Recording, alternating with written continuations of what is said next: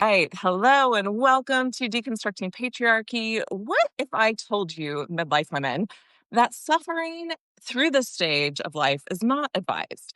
How would that change what you're doing with your body today? Because I don't know about you, but right now, women are being told that suffering through perimenopause and menopause is just part of life. That brain fog, the crushing fatigue, and feeling like you're losing your mind is normal. But here's what nobody's telling you.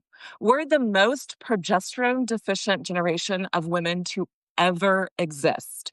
And that's not by accident. Today, I'm talking with Adele Wimsett of Harmonise You over in UK, a researcher and women's health advocate who's creating systems by women for women. Because waiting for patriarchal medicine to save us is never going to work. We're diving into why the system keep women sick, what late diagnosed neurodivergent women especially need to know, and the practical steps you can take right now to stop the suffering. Let's go. I love that. I'm like, yes, yes. Thank you, Claude, for helping me get my thoughts together. So, Adele, welcome to Deconstructing Patriarchy. Just a quick note on how I found Adele. I have a great friend, Stephanie Doty, in California, who is a natural health coach. And she sends me so many different podcasts to help me with this stage because I am suffering. And Adele has been the name that keeps coming up the most. High dosing progesterone is something that we're going to talk about and why that might be a great fit for you. And on her last podcast, which I forgot to grab, but I think it was your most recent one, you were talking about how the systems are not meant to serve us. And I was like, yes, this is what I'm preaching. This is why people feel broken and they feel broke and frustrated and not normal. And, even, and that could be a tangent. There goes my neurodivergency. The idea that we are a deviant from the normal, I challenge because I don't think we are. I think we're just a different set of human beings and different neuro, I don't even know how to put that, but we'll get into that. Yeah. So Adele, go ahead and introduce yourself. What do you do? How did you get into this work? And what do you want people to know right off the bat? Yeah. So, oh my gosh, there's so much that I want to say to that. So I'm a women's health practitioner and I specialize in perimenopause and ADHD. I'm an ADHD woman myself in perimenopause. So unsurprisingly, I attract a lot of women into my world. Right. And I came into this work because I had a 20-year career working in youth justice and probation services for children, where I had a specialism in SEN, so special educational needs. So I Okay. saw a lot of ADHD in very naughty boys. Um, and I specialize in female offending. So I've always had a real interest in these niche areas and people like around diversity and equality. But I was in quite a senior position and my interests outside of work were health. So, typical ADHD, I'm a Reiki master, I do crystals, I'm a batch flower essences. Like I traded everything, right? That was everything because, that looks interesting. I'm doing that. But I was also really interested in the research. So I say that I bridge the sacred and the science. I want to see the data. I want to see what's going on. But Mhm. also I want the feminine wisdom of our bodies and to trust that. So that's the work that I do.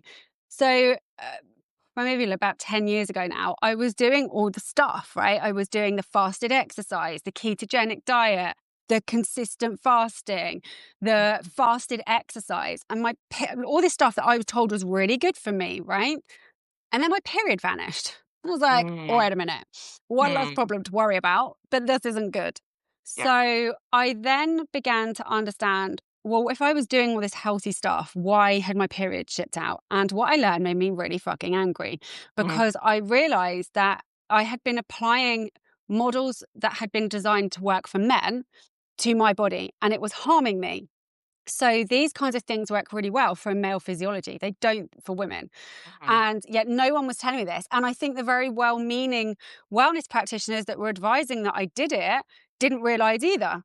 So I then began to understand the gender bias that exists in the medical world, the health lifestyle world, that research is largely based on men. Even lab rats tend to have a male physiology, right? Well, that really pissed me off. So I was like, right, you true ADHD stars, I'm out of here. And I knew I had to retrain. So I retrained with an incredible international leader in menstrual education, Nicole Jardim, and then began my journey of setting up my own clinic. And then a few years into that, I had my diagnosis. I'd always thought, oh, wait a minute, I'm a little bit ADHD. I'd always go, oh, that's my ADHD, but dismiss it because I was trained at a time where it was boys who really had ADHD, right? Um, and then I got diagnosed and so straight to the research. Where's the research about what my hormones are doing? Because my hormones affect everything, right? So where's that for my ADHD? Practically nothing. That I'm talking like maybe a study from 2018 was sort of floating around and that was it. So again, I was on this rage-fueled quest Oh, because I'm not someone to moan about the lack of things. I'm like, okay, I'm going to do something about it. So I went on a journey to create a space for women who just didn't understand what was happening to them, to create the why. So that was my mhm. journey into this work. I love that. So I see so many similar paths with me and probably my community because I went from the hardcore evangelical world, but in California, so I was holistic inside Mhm. that world, to leaving that world and becoming even more holistic, got involved in women's, hippy dippy is what I call them, woo woo circles. And I I started learning how to track my cycle according to Mhm. the moon cycle, according to the Mhm. seasons, which I know you teach on your website as Mhm. well and with your work, and just ignored the pain. I was like, "Oh, it's just because I'm not working with my cycle." And, even the reason I bring this up is because have found since then that women who spiritualize their cycles are spiritualizing their suffering and they don't need Mhm. to. And my new rant, and I don't know if you'd agree with me on this is women in your 30s, like after your last child or by 35, start getting those annual blood tests, hormone tests, Mhm. thyroid, insulin, glucose, all of those tests done, and have somebody like Adele, more of a holistic practitioner, read them because Western medicine is again designed for, I don't know if it was you, but I was listening to somebody recently who said, only like 8% or very low percent of the human population is metabolically healthy. So those Yeah, tests are based massively. on the Yeah. majority of people that aren't healthy, right? Yeah. So, oh my gosh, so we get going. So I love that you're blending the science Mm. and the spirituality, Mm. but also seeing where science is limited, right? Yeah, Something we've talked about absolutely. on this Yeah. channel is women weren't even included in pharmaceutical studies until 1993. Yeah. And you're always going to get like follow the money. Who's funding Yeah. it? Right. So like the science is there, but I'm like, I'm not so interested in studies. They're useful sometimes, they can provide context with stuff. But what I'm interested in is the science of what a molecule does. What does estrogen do? What does progesterone do? Because I tend to find with a lot of studies, for every person who says X works, there'll be someone who says it doesn't. And Yeah. everyone will be able to pull evidence for it. And I think we hand over too much of our power as women. People come on my page and go, where's the study for it? I'm like, the studies are relevant. This is biology. This is fact. We know this is what's happening. And I think we keep handing over this power. And I want to give the power back to women by saying, what is your experience? How are you feeling? What is going on for you? I have women who are fasting all the time. They come to me, they're not sleeping, Yeah. their hair's falling out, they're anxious, their thyroid's completely screwed. And they're like, but fasting's good for me. I'm like, is it? Is it good for Yeah. you? So it's having to unpick all these beliefs and shoulds because Yeah. we've been indoctrinated with it. Yeah, yeah. I mean, I did the fasting back, I think I started it right before COVID, and I lost Yeah. a lot of weight, but I was not Yeah. doing it healthily, Yeah. and I just look back now and I'm like, "God, I was just messing up my hormones even more than they were Mm. already messed up." So, Mhm. I'm glad that you're mentioning that. And I even had a revelation, so I'm working a little bit with my friend that I mentioned, and so she's having me track my calories, which I really have never done because it's so cumbersome, and then I was like, "These apps are probably designed off of men." And, taking, men and then adjusting that a little bit because women are just little Bit men or smaller. we're Just a little bit deviants smaller. of men, right? And they Yeah. don't take in the fact that we need more calories during our cycle if we are still cycling, right? So Exactly. Yeah. just everything. Absolutely. So you mentioned it a little bit that you started realizing the science was based off of all of the men, but how did you start waking up to the fact that it was the system called patriarchy that is really to blame for where women are at in their health? Look, I've always described myself as a feminist. Okay. I think I was born like fighting for someone's right somewhere. And I've always had a bit of an awareness of it, right? Before it was like a thing that we were recognizing. And I'm sure you experienced this, Holly. It's like you just want to rip the veil off on people, and and I think it started to, it's drop when I started learning about this lack of inclusion in research and understanding our bodies. But where I see it on a daily basis, which continues to fuel the fire of rage for me to continue to do this work, is the misogynistic medical system. That, in the UK here, the NHS has owned it. We are a misogynistic medical system. We don't understand women's bodies. So Yeah. I see women every single day, back to back in my clinic going, but I was told by a doctor. I'm like, it's not true. What you've been told is factually incorrect. They're not telling it to you because they're lying to you. They're telling you because no one bothered training them in understanding your body. That, to me, is the patriarchy. And I truly believe that had women been allowed to be involved in the development of medicine and the development of pharmaceuticals, we would have a very, very different approach to Yes. looking after all people's health. But the way, for example, we approach mental health in women, I think we would go straight to hormones first. What's happening here? Instead of everyone needs to be on an SSRI or everyone needs to be on a synthetic hormone. It makes a lot of money for people, right? Right. So I think that for me is where I see it every single day. And it's even worse for women when they say, but it was a female doctor. And it's like a double whammy. And I'm like, Yeah. sometimes they're the worst. Yeah. It's that Yeah. double pain. And then you don't take into consideration, because I mean, I literally just self-diagnosed neurodivergent last August is when I think I started realizing I was ADHD, and it was around December that I was like, oh, I think I'm also autistic. I think I'm what they call ADHD. Yeah. And that's not taken into consideration at all. Like, even working with a therapist who, agreed with me that I was ADHD, she pushed back on me about the autism until I finally had a burnout this summer and was like, okay. Um, there was something else though. Oh, so the history of that, I'm not sure if you caught any of the first season on my YouTube channel, but just for everyone that's watching this, if you don't know my channel over on YouTube, it's Deconstructing Patriarchy, and tagged at the very top of my homepage is season 1, which used to be called The Foundations of Deconstructing Patriarchy, History, and Myths, but that doesn't speak to my audience, so I changed it. But if you go into that playlist, the second episode talks about the history of patriarchy. And so patriarchy was, kind of, people fell into it by accident. So I like to point that out because I believe it gives women more power when we realize we actually helped co-create patriarchy. It wasn't something men did to us. But then they kept going once they realized they had the power and did what they're doing now. So, but it took about 2,500 years for it to embed itself through these 10 different steps that Gerda Lerner talks about in her book, The Creation of Patriarchy. The first step being learning how to control the womb and the reproductive and sexual services of women. And eventually those 10 steps led to making men, and a very elite select amount of men, the norm, and everybody else, including women, obviously, the deviant to that norm. And then that trickled down into our sciences, into our mental health, and of course, into our medicine. So that's why I go at this from a completely different angle than most people. I don't believe equality within patriarchy is possible because it was not set up to be equality. So when you said we have to design systems by us for us, that's what was like, oh my God, I got to get this woman on my channel to talk about that. So what are you doing? I know you have a clinic. And the way that I found you was about this MIRA study that you were doing. But what are you doing in a practical manner to design systems for women, by women, to help women? Mostly pissing doctors off, I think, is the short answer to that.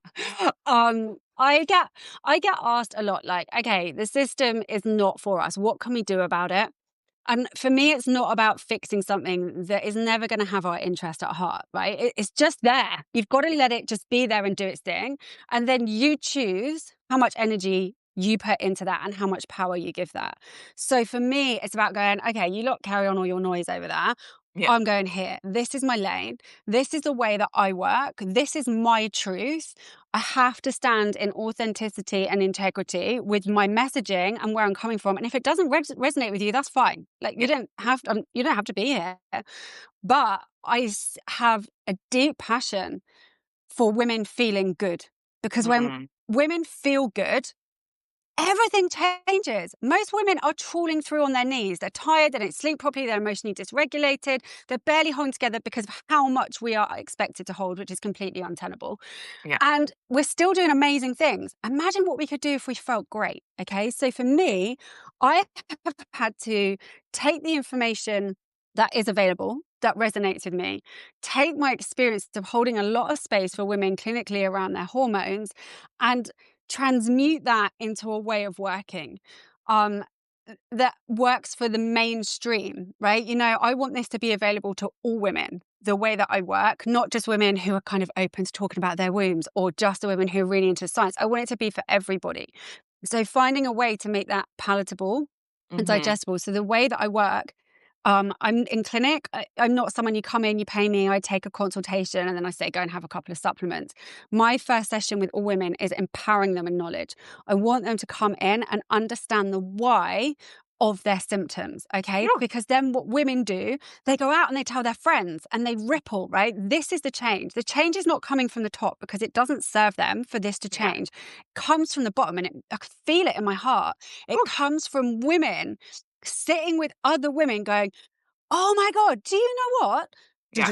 Whatever that is. And that spreads like wildfire. And that's where the change comes. So that for me is about the women changing ways and not trying to fix something that is just Yeah. pointless. It's a waste of energy. Let's just go Yeah. here, stay in this lane.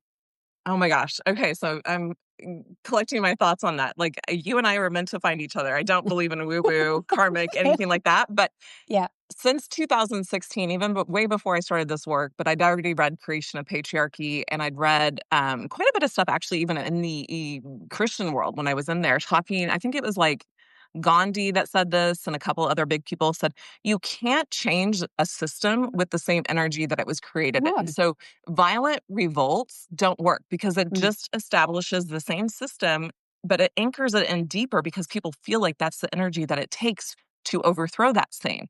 So since 2016, when we had the election of the first time of this president, that was my whole thing is like, I stepped out of politics and I said, I'm going to focus on creating community and mm, experimenting with community in a way that really fits me and what I'm looking for and doing it in a way that doesn't lead to like toxic self-help movements or evangelical Christian movements that mm, don't serve people right, that end up just putting a guru in place mm, and then, having all the culty stuff in place. Um, so I love that you're saying that same thing, right? It's about us realizing the patriarchy is a system that was not mm, set up to be equal. So putting our energy into it, like I don't want to say it's not useful because I think it could get us closer to the steps we need to create the other system, but we have to realize we can't stay in patriarchy. We've mm, got to be focused on what's next. We've got to mm, create a different society. And I talk about that with Eisler's work, or Renee's Eisler, I think is how you pronounce it.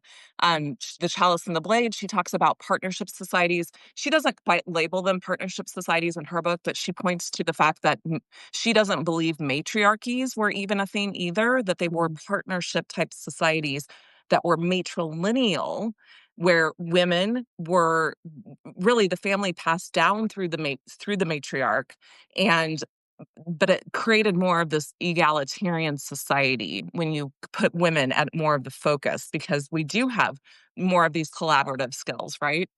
So I love that you're saying that. That's exact. So you're doing exactly what I mm, am preaching to people, and that's what I want to do with this work on here. Um, and I think before we get into the progesterone conversation, I just want to there was something else, but now maybe it'll come back to me. I just want to pause and get our feet squarely on the ground and do a little grounding exercise because this might fire some women up. I hope it fires some women up.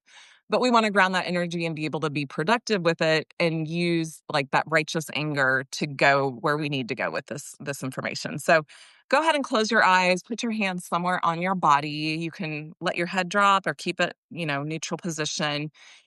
And we're going to focus on a 4-point breath. So the 4-point breath is a breath in, you're going to hold it, you're going to breathe out, and then you're going to hold it. So it's like a square, and you want to have it even. So I'm not going to count because I'm going to let you do that, but you just choose a count, whether it's 2 to 4, in, hold, out, hold. And we'll just do that for about a minute here. On your marks. That sounds too. And go.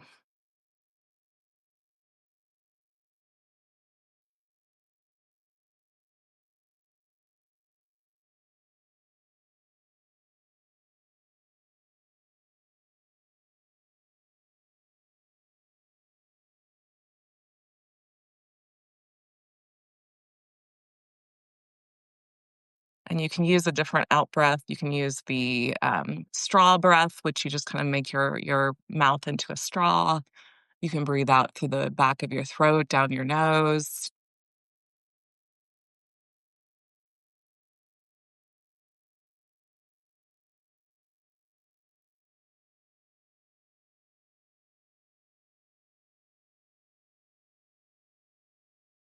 Let's do about 2 more.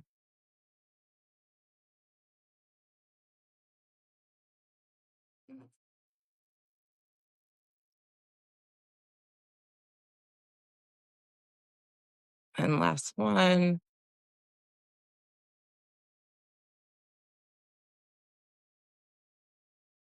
And before you open your eyes, what I usually have people do is I want them to center themselves in their own experience first. So go ahead and tilt your head down towards your body and slightly open your eyes so that you can see your own body first, to see your hands on your thighs or your belly or your heart, wherever you put them. And then just slowly take in your surroundings and let that energy just dissipate and help calm us down. So important for us neurodivergent people, especially since we are running at a baseline higher than most people. Or I don't even know, how do you classify neurodivergent versus, because it's even in the term neurodivergent versus neurotypical, right? Do you have a different term for that? I don't know. I'm not really on board with any of the labeling. None of it really aligns with how I see myself, to be honest. So I just kind of use some of the language intermittently, but don't have emotional attachment to any of it. I think it just Love depends it. Yeah. what it means for me. Is there a shared understanding about what it is we're talking about? It doesn't have to be the Yeah. right terminology. Okay. So I love that. So when we were texting back and forth about what the main thing you wanted to talk about, that's what we're going to get into now, is how we are the most progesterone deficient Mm. generation of women to ever exist. And I have Mm. ideas based on what I've heard you say in my own work, but really dive into what you meant by that and how do you define Okay. that? So, first of all, let's explain what progesterone is. Oh yeah. Okay. When we're Yep. not talking about what a synthetic Mhm. progestin is. We're not talking Yeah. about the pill. We're not talking about patches, contraceptives, marina coils. You will be told they're progesterone, which we will get into. They're not. That's factually incorrect. I won't go as far to say it's a lie because it's not the intention. They think they're telling you the truth. They're not. Okay. So, what I'm talking about here is body identical progesterone, the stuff produced by your ovaries if you ovulate, and your adrenals, and all of your cells. A lot of your cells are little hormone factories. So, we have a medical system that is obsessed with estrogen. Okay. So, lots of people are like, oh, it's estrogen's where I'm at. This is what I've got to include. This is what I've got to do. Estrogen's naughty. Okay, she is a problematic hormone when she is not Mm. behaving herself. I say she's the party girl of the hormone world. When she's behaving herself, you're going to feel sexy and confident, Mhm. glowy, juicy.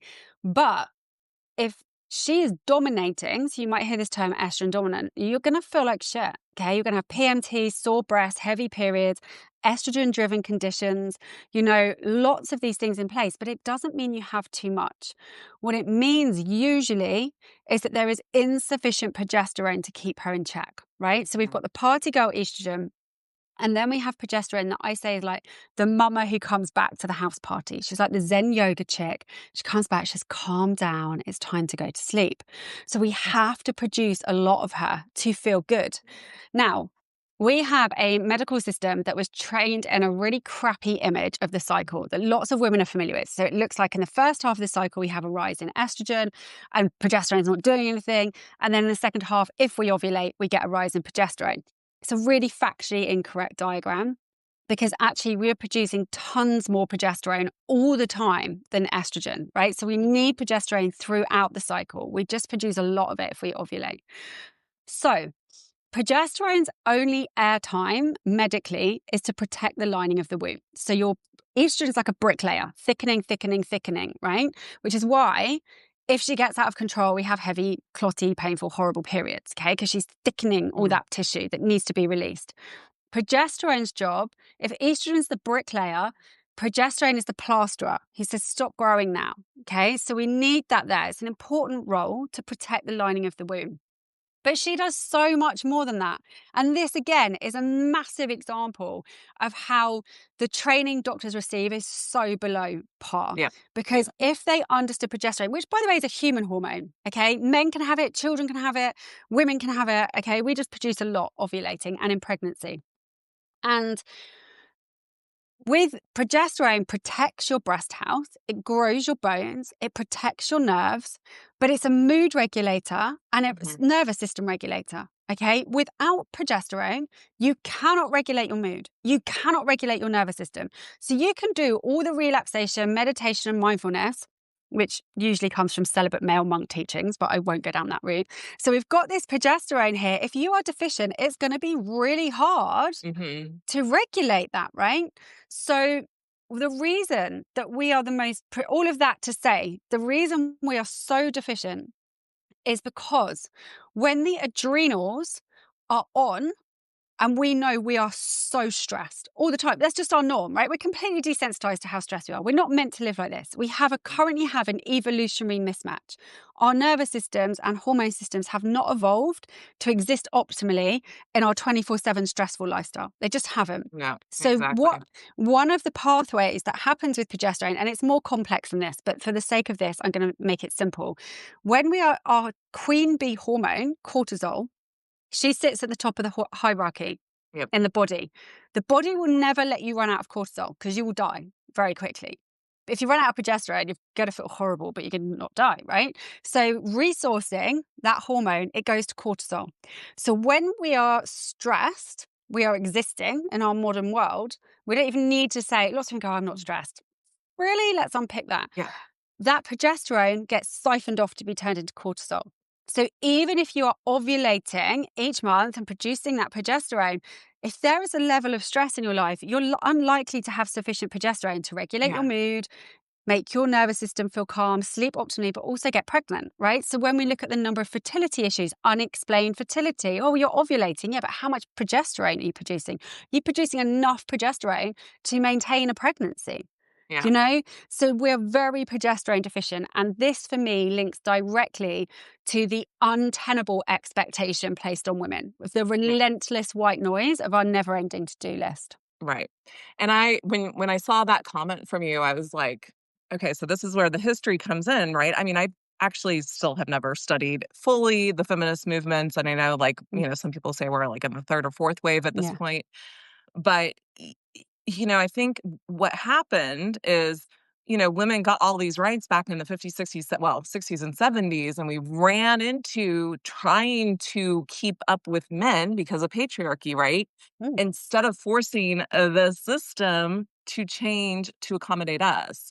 And I talk about this on, I have a post on Substack called Breaking the 24-Hour Cycle in favor of following the women's cycle. And if you study ancient communities, ancient tribes, they followed the moon cycle, which most women lined up with, right? And it was a much more, and this is why, like, as a Christian, I was like, why do the Jews have so many festival days? Like, they're always taking breaks.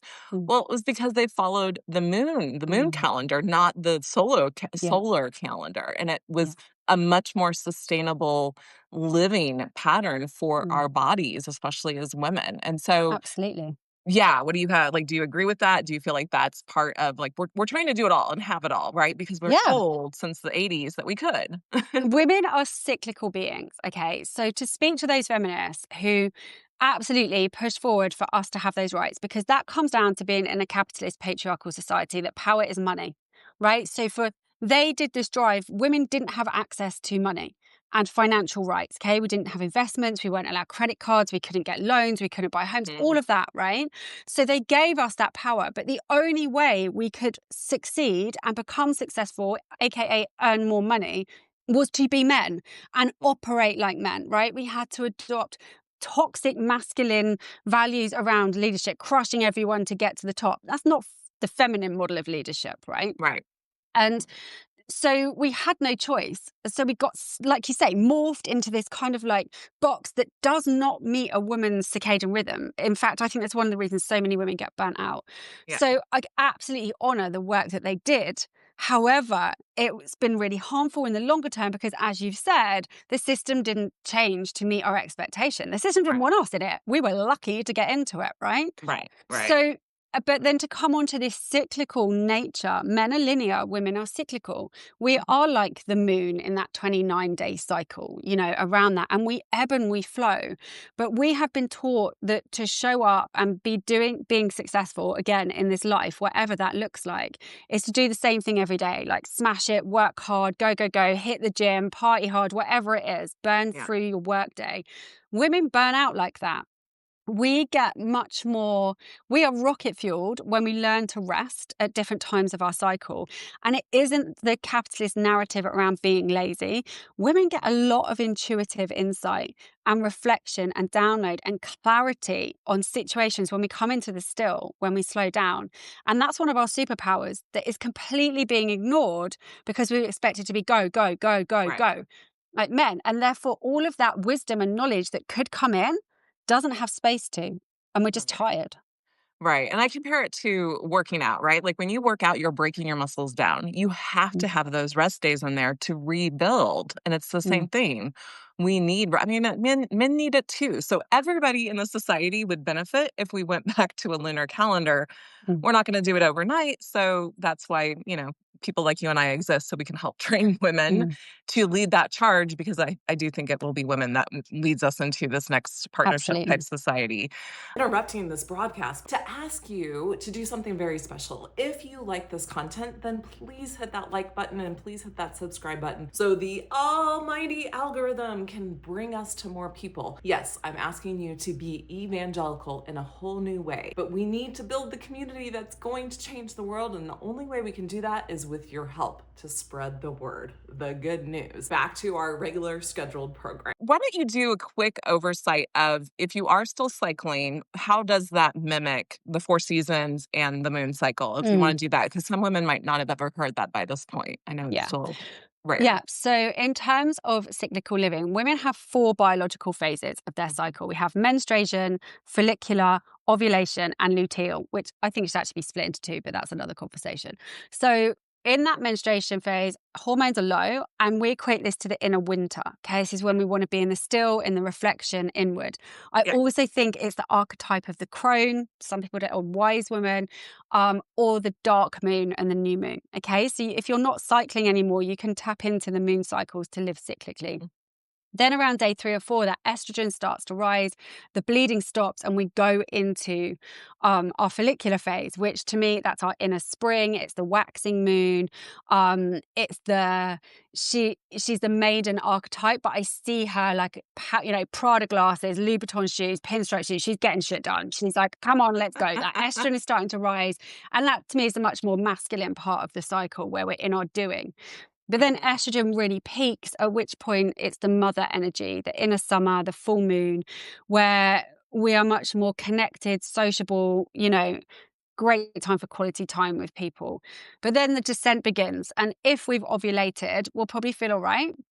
For those kind of first part, we'll get the soothing of progesterone. We've got the estrogen there. But as we get closer to our bleed, those hormones drop off.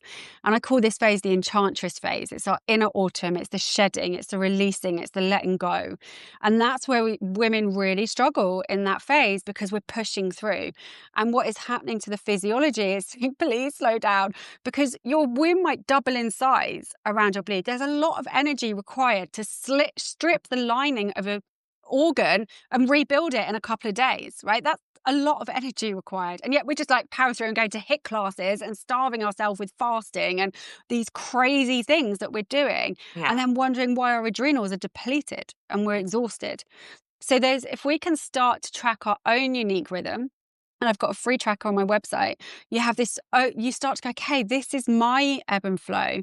These are the days that I need to clear in my diary, or I need to protect non-negotiable downtime for Yeah. myself, and that's really empowering. Yeah, I love that. And so as we age, we hit our mid-30s, and it depends on if your body is of, again, a different sort than what, the typical doctor has studied, which I don't know in Yeah. in the UK, but I've heard in the US, doctors get maybe at most 2 hours of menopause, not Yeah. perimenopause, Yeah. menopause Yeah. training. And we have That's it. 10 to 15 years of this decline in our progesterone, our estrogens, our testosterone, our hormones are just going wacko. So yeah, walk us through what happens in that stage. When can it Yeah. start? What to So look for? we know perimenopause is starting earlier. Okay. So I would be saying from 35 years onwards, you are going to stop ovulating as regularly. Okay. So that means you're going to spend probably a good 10 years in a declining progesterone deficient state. This is the first phase of perimenopause. Okay. It's not dry vaginas and hot flushes. That's like way up Wait, closer to when you're coming close to menopause. So progesterone deficiency in early perimenopause looks like feeling more overwhelmed, not sleeping so well, maybe thinking, why am I worrying about things I never used to worry about, getting a bit more anxious, just like that inner scratchiness, low level irritability. This is yep, progesterone deficiency, but estrogen's all right at that point. yep, Usually, everyone's very individual, but this is usually. Then we go into phase 2 of perimenopause where that estrogen starts to decline. Okay, but estrogen gets wild during this time. You will produce more yeah, estrogen in this season of life than you ever will, but she'll be up here one day and down here another day. So you can have symptoms of too much and too little. So that's a fun time. yeah, And then you come through the other side where they regulate. Now, perimenopause is not an issue with your ovaries. Okay, your ovaries are doing exactly what they're meant to do. The issue is with your adrenals. Okay, perimenopause is an adrenal function issue. So it comes back to this stress placed on women. yeah, And that means what should happen, the ovaries knock on the door of the adrenals and say, excuse me, it's time to take over now. We're not producing this anymore. You need to do it. And because of how stressed our adrenals are, because of everything we've spoken about, the adrenals are like, forget about it. Like, I am barely staying on top of my stress hormone production. I do not have the capacity to take that on. And therefore, as a generation of women, we are crash landing into perimenopause with a wild host of symptoms because our body simply cannot replenish them in the way it did our foremothers. yeah, And we're drowning in yeah. symptoms. Yeah. Okay. So to summarize really quick, progesterone starts declining, usually around 35. That's the first stage. Mm, Could last ten years before you start really seeing the wild fluctuations in mm, estrogen, which is the second phase. mm. And then they'll come through eventually, but our bodies are doing what they need to be doing. It's that our adrenals are taxed because of our high Exactly. pressure, have it all, do it all, push, push, push, fast, be skinny, don't have an ounce of extra weight on you and all Mm, this pressure. exactly. Um, oh, I just lost my train of thought. So how can women start to monitor that? Because we like to bring in the science to Mm. realize when that progesterone starts to drop off, what are some of the signs and symptoms, and what should they do medically? So I would say blood testing is really unhelpful at this point. I'm not Oh, a fan of it. okay. Some doctors have to kind of do it, but blood test, your hormones pulse, right? So you'll have a surge of release. So the second at which that blood test was taken, it's very accurate, but 5 minutes later it'll look different. So I want to see your symptoms, but the best testing device that I give my women in clinic is something called a MIRA, Yeah. MIRA, which is an at-home urine testing kit. If you want one, I can give you a discount code, but it's incredible. It's as accurate as blood tests, but it will track your exact estrogen and progesterone levels every single day of the cycle. And then you see exactly what is happening. You see your pattern. And if you're tracking your symptoms or your trait alongside that, it's an incredibly validating process to go, oh my Mhm. God, Yeah. no wonder. No Yeah. wonder I feel like this. And then we can use that data to go, okay, what next? What are we Yeah. going to do? And using the MIRA, is it something that somebody like me, untrained in reading the MIRA, would be able to understand what it's saying, or would I need Yeah. to meet with a practitioner to Yeah, see? I mean, you're going to get a lot more out of it from a practitioner because hormones are just blow our heads, right? It's Yeah, yeah, complicated understanding it all, but they're definitely, you can look at it and go, it will tell you, what is an average. If you look at your estrogen, you go, well, it's doing that. Is that low? Is that high? It will tell you. It will tell you if you've ovulated. It will give you. They're really great with their resources. Actually, they'll give you like this is what this pattern means, and you can tap into that. So yeah, they're Right. very usable. So it's something that you could take to a practitioner and advocate for yourself, because that's another huge Absolutely. piece, right? But again, I mean, the advocacy is just relentlessly exhausting, isn't it? That we It have is. to do It on is. all levels. I know. What the best you're going to get, okay? This, in my experience of prescribers and practitioners, the best you're going to get is someone who's willing to get curious with you. Okay, Yeah. if you get someone who eye rolls you and is like, "Oh, this is snake oil. I'm not interested. It's not going to." That's their way of going, "I don't understand it, and I'm frightened of it. I don't want to look at it." That's what they're really Yeah. saying. Yeah. Whereas if you have a practitioner who goes, "Oh, I'm not familiar with this. Tell me about it." That's like gold dust. Okay, Yeah. if you can get a practitioner who has not got their head up their arse with ego and is really open to working with you, that is wonderful. That's a Yeah. wonderful thing. But Yeah.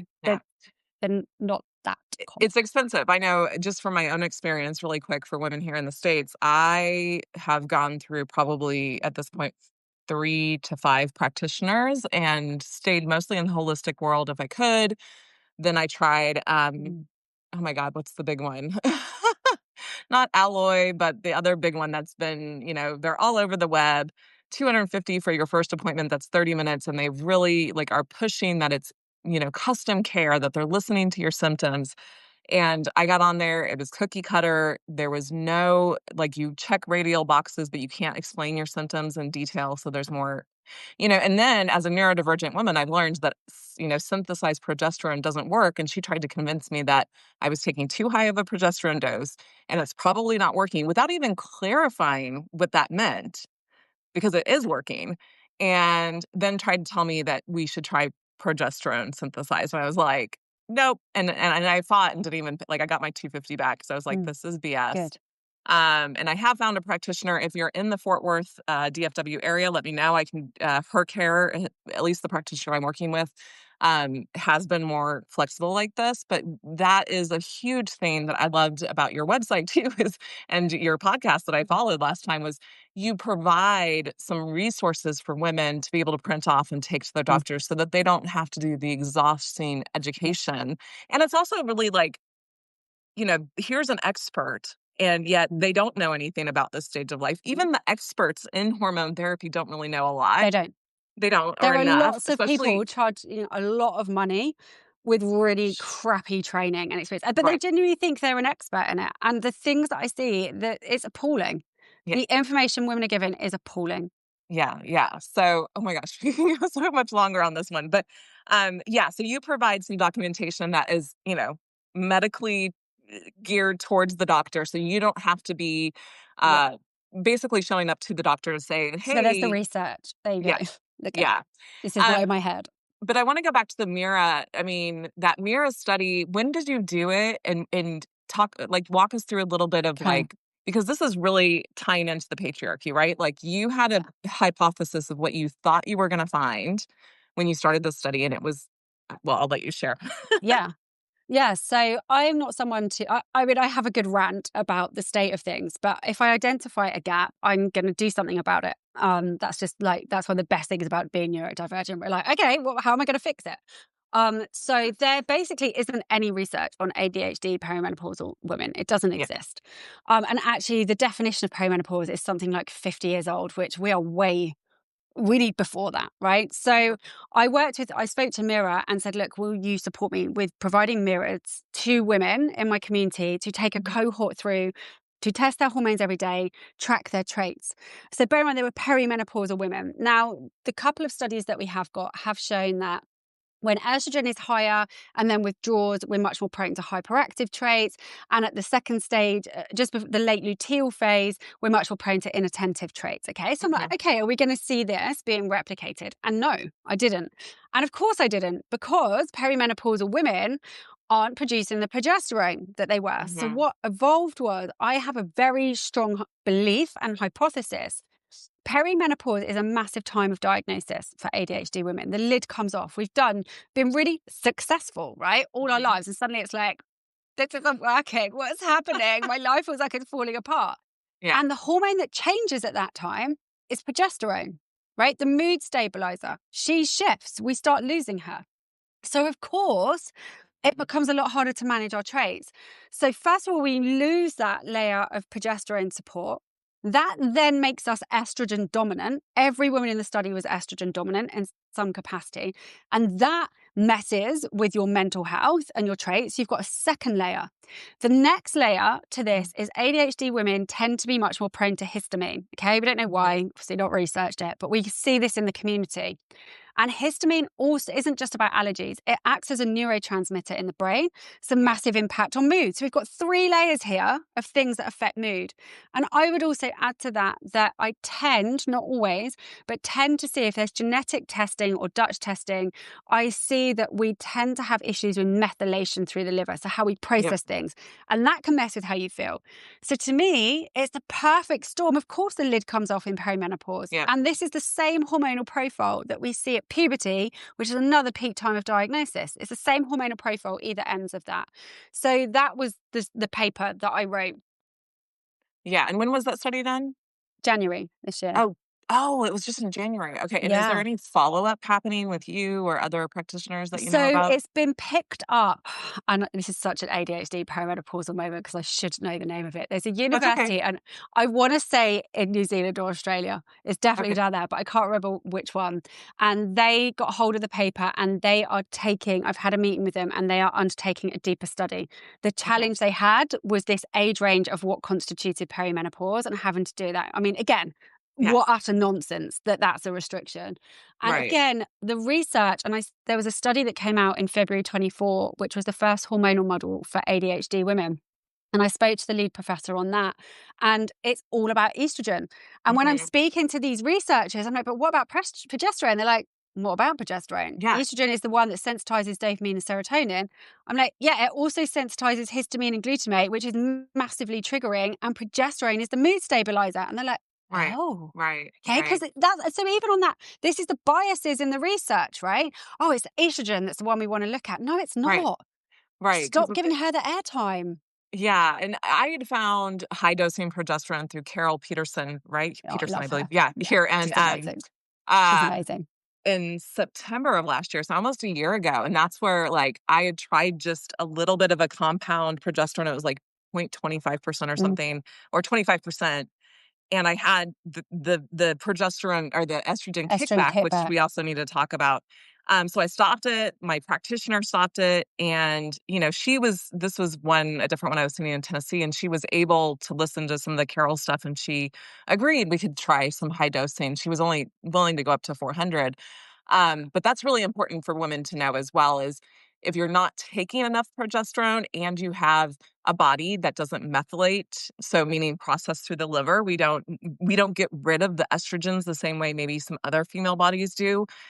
We hold on to the estrogen, so we're not necessarily producing more estrogen, but there's more estrogen circulating in our bodies, and then we dump a little bit of progesterone on and explain It's what wild. happens. Yeah. Yeah, so this is a theory again, okay? We're trying to explain what happens that when women have a lower dose of progesterone that's too low for their bodies, you feel awful and it's a very real experience, okay? So women think they are progesterone sensitive or progesterone intolerant and they can't touch it because the low doses are actually much more problematic for a lot of women. So Yeah. that low dose comes in and what we think happens is it fires up the estrogen receptors because it makes estrogen receptors work better. That's one of the things progesterone does.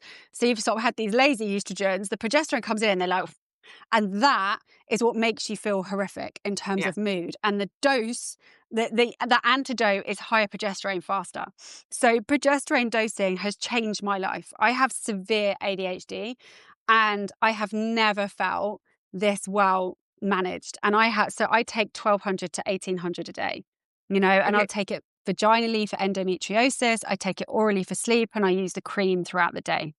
Okay. Okay. So that was my question because I know personally, I've gotten up to maybe 8 to 1,200 at night, and I'm just Mm, like, yeah. and which is great to sleep, but you can't get going the next day. So you're No. doing.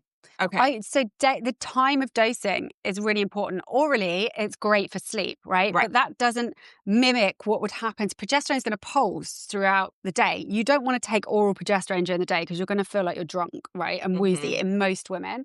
Which is So fun, but you can't get things done. so when you can't do anything. Yeah. So the cream doesn't do that. Okay. The Yeah. cream goes Yeah. in, it's in the skin. Yeah. Within This 20 is one seconds that of we can every get cell in your here in the body. States, you all. This is from Yeah. Carol's website, so I'll make sure to put those in the Yeah. notes. Brilliant. Yeah. And I'll get something for the UK people as well. Yeah, so Onas cream is really good as well, and Okay. Platt Wellness do one as well, which is a good Yes. dose one. Yeah. Yeah. This was the highest. This is 75 milligrams per pump. So this Mm. was the highest I could find. Okay, I've just lost my train of thought.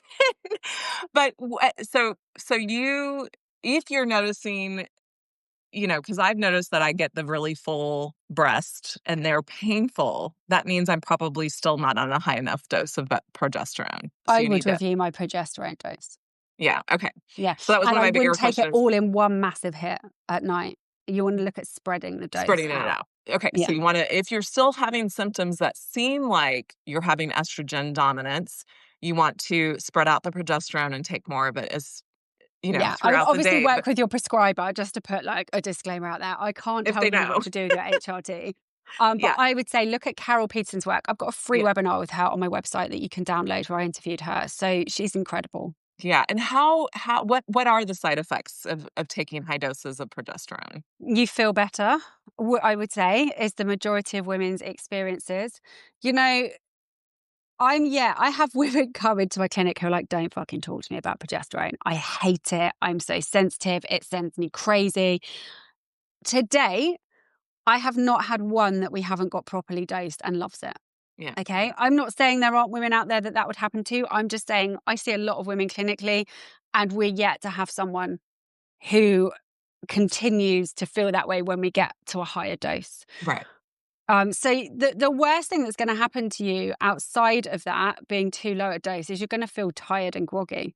Yeah. And that's like, okay, I need to adjust the type of progesterone, the time that I'm taking it, the dose. That's what you want to have a look at. Yeah. Okay. And how do you know how the progesterone cream vaginally can get is that through a doctor or can you get Yeah, that in the States? Okay, so yeah, yeah, that's something you can ask your doctor for. Awesome. yeah. It's very good for protecting the wound. You feel like you need to go deeper with any of this material, look in the resource section for my free newsletter that also has the first 3 steps you can take today. They are easy and actionable to start deconstructing patriarchy on your own terms. There's so many more things I wanted to hit on because one of the things when I started learning about high dosing progesterone is that it's been clinically shown to improve things like paranoid schizophrenia and mental illnesses and Yep. postpartum. Like, again, why is this information? I know why. You Okay. know why. Brace yourself. Okay. Brace yourself. And I think if we probably finish on this little rampage, and then if you want to come back and continue the conversation, I'm so happy to do that, Holly. Okay. So progesterone, as you have said, we have known for decades treats PMDD, anxiety, depression, insomnia, bipolar, schizophrenia, epilepsy, like you name it, it treats it, right? But you can't patent a natural molecule, right? So what Mhm. did Big Pharma do? They went, well, we can't make any money out of that. But what we will do is we will Mhm. take it into a lab where we will manipulate it and we can sell it in spite of the risks, in spite of the side effects that it's going to do to millions of women's bodies. And Yeah. also, we're going to make SSRI, anti-anxiety medication, antidepressant. You imagine how many people in the world are on sleeping tablets, anti-anxiety, psychiatric medication, and synthetic hormones. There is a small number of largely men sat making a gazillion dollars off of the back of these drugs, when Yeah. progesterone, with no risk and no Yeah. side effect, could cure all of that. But Yeah. there's no money in it for them. Well, and here's a little tip again for US based people. I have had progesterone run without insurance and with insurance, and it's actually cheaper without insurance. I don't know if that's because I go to Kroger, Fred Meyer, whatever, your version of Kroger is, but I can get a 400, no, I think it was 600. It was either 4 or 600 daily supply for about $21 Wow. compared to how much you're going to pay for synthesized progesterone. And I think it's important to note too that your birth control pills, your IUDs, what else is Patches, patches? injections. Those Yeah. are all synthesized Yeah. progesterone. So if They're you not think real. Yeah, she was thinking. And you So will be told by your prescriber that's your progesterone. That is yeah, factually incorrect. It is not progesterone. no, it's a synthesized version. Mm. So yeah, I definitely have more questions, but we have to respect our time. Adele needs to run off and do family things, and it is, evening over there. But thank you so much, Adele. We will definitely have you back. My The last thing I pleasure. will end on is I will definitely put you in touch with Marianne. So if people are following me and they follow Marianne, a lot of people do both. Mm. Marianne is FemTech Health I don't know, gosh, she changed her name, but she is a woman that helps seed money get to women like Adele. So if you don't know who Marianne is, I'll again put that in the show notes once Amazing. this go lives, and I'll put that introduction. That was on my list of things to do today. Amazing. Adele, thank you so much for teaching My us that pleasure. suffering is not advised. And you don't have to do it in order to Absolutely. feel good. If you want any information on how to reach Adele, how do they do that? Instagram. I can't do tech other than Instagram. I just about managed to wing that. I'm like, Harmonise You at Instagram. Come and say hi. Okay. And I've got loads of resources on my website, Yes. harmoniseyou.co.uk. Okay, so Instagram's the best. I don't use Instagram at all. I hate Yeah. it. But It's the Instagram only is one I the could best for do. Adele. I will again make sure that those are in the show notes. Adele, thank you so much. Any parting words on our way out No, before? just thank you for the work that you're doing, Holly. I think it's Yeah, you inspirational and I love too. your passion. You too. All right, dear. So Okay. much love. Mwah. Bye Take care. bye. You Bye. too. Did you know that I'm actually available to do coaching? Now, it's not your typical life coaching. I actually am certified. I did an intensive 21-day program and have coupled it with nonverbal body language coaching, somatic coaching. So if you feel like you need help to take this material deeper and to actually maybe make that first step or the second or third or fourth step in your deconstructing patriarchy journey, then please reach out and schedule a session with them. Make sure you hit that like button and then subscribe. If the hype button shows up, make sure you hit that as well. That helps small channels like me reach more people with this truly good